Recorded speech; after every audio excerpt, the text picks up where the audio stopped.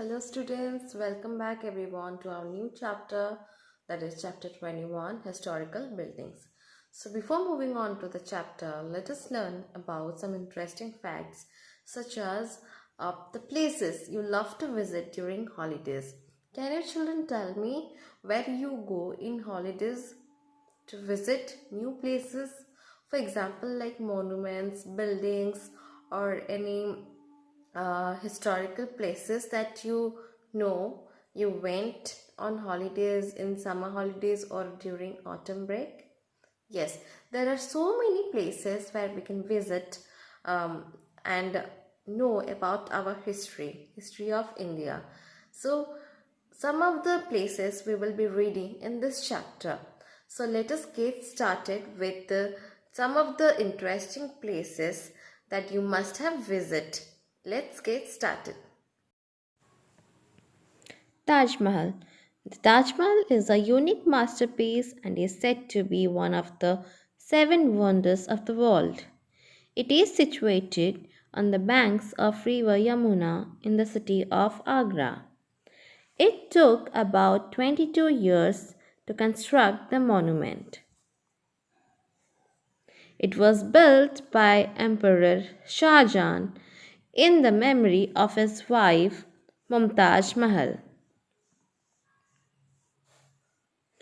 The Taj Mahal was designed by a Persian architect, Ustad Ahmad Lahori. Artists and architects from different parts of the world were brought for its construction. Materials used in the construction were brought from various parts of India and Asia.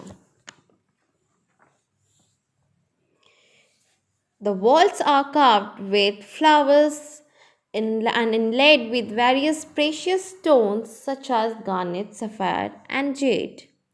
It is completely made of white marble brought from Rajasthan.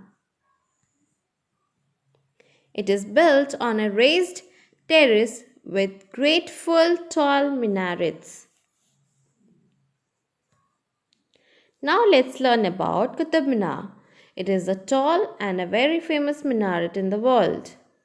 It is located at Mehrauli in Delhi. The monument is 72 meter high and has 379 steps from bottom to top.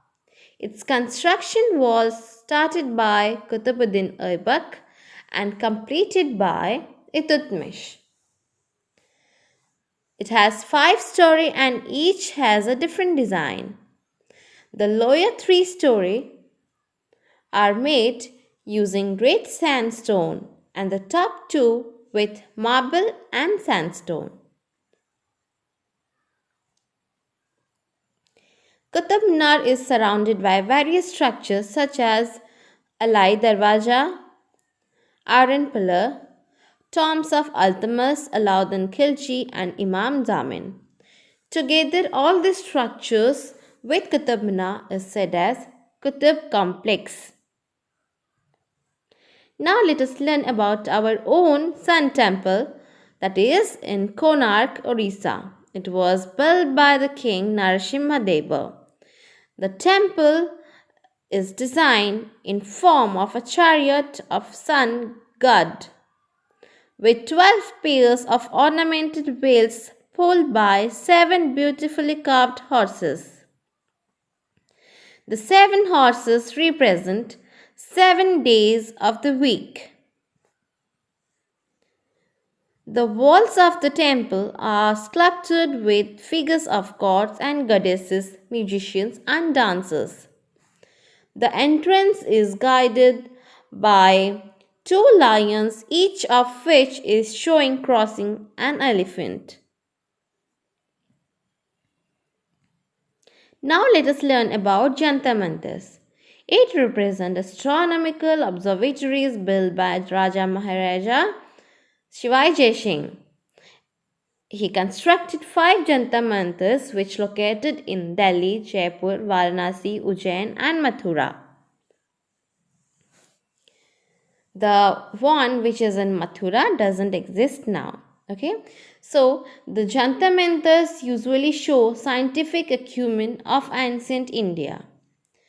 They are made of stones and marbles. It has 14 instruments, and these instruments are used for measuring time, forecasting weather changes, predicting movements of the sun, moon, and other planets, the seasons of eclipse of the sun and moon, appearance of new moon, time of rising and setting of planets can also be known from these instruments. Jantar mantras can still be used to tell the time accurately. Here are some of the pictures showing the instruments that were used at that time.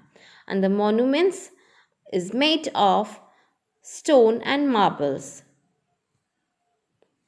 Now let us learn about Gateway of India.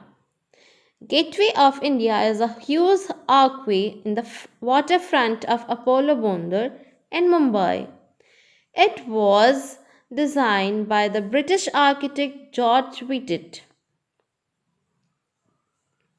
It is a 26-meter high structure with 4 turrets and intricate lattice work. It is made of yellow basalt and concrete.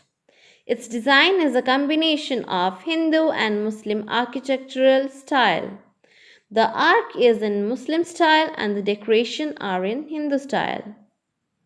It was built to commemorate the visit of King George V and Queen Mary to Mumbai in 1911. It is the old time when this king and queen came to India, to Mumbai, and they were welcomed with this gateway of India. Okay, children, so after learning so many interesting facts about the historical monuments, it's our duty to take care of the monuments, or it is our responsibility to take care of the monuments. So, what steps we can follow to preserve our monument from getting damaged? Point number 1 is do not scratch or write on the walls. We should not write on the walls of the monuments, or we should not scratch on it. Next point is abide by the rules laid by the government to preserve them. So there are some rules provided by the government for the visitors. So we should obey these rules. Next point, do not throw garbage around.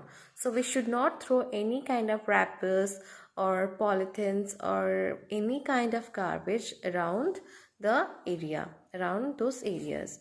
Then discourage people who try to disfigure or damage them.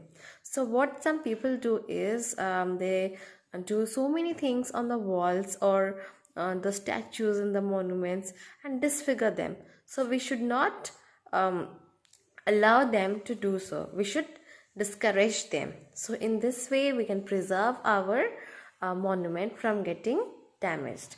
So this is all for about your chapter number 21, historical buildings. I think you must have understood this video. Thank you everyone.